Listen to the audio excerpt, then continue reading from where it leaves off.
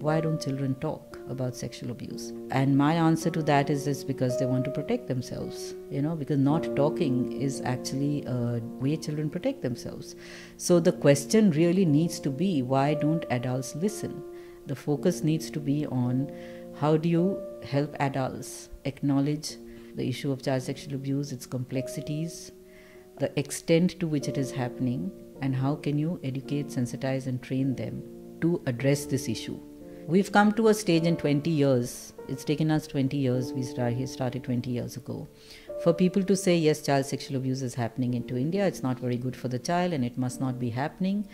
But the fact that the consequences could be so devastating and the fact that it could continue throughout a life cycle is not something that is very well understood.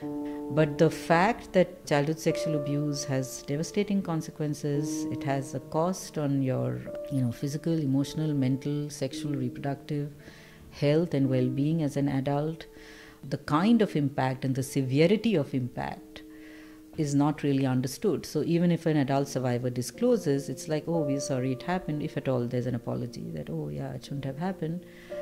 But it was so long back, so why don't you move on?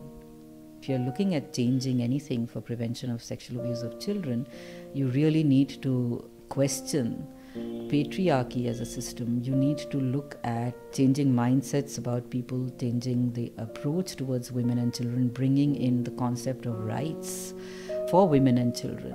Child sexual abuse prevention is not about good touch, bad touch, or safe touch, unsafe touch. That's the last piece in the whole chain of events. The chain of events has to start with how as an adult are you empowered, number one, in your own family, how do you treat women, and how do you treat children, how do you bring them up, okay? So that needs to change, and for that to change, you need to change an entire mindset.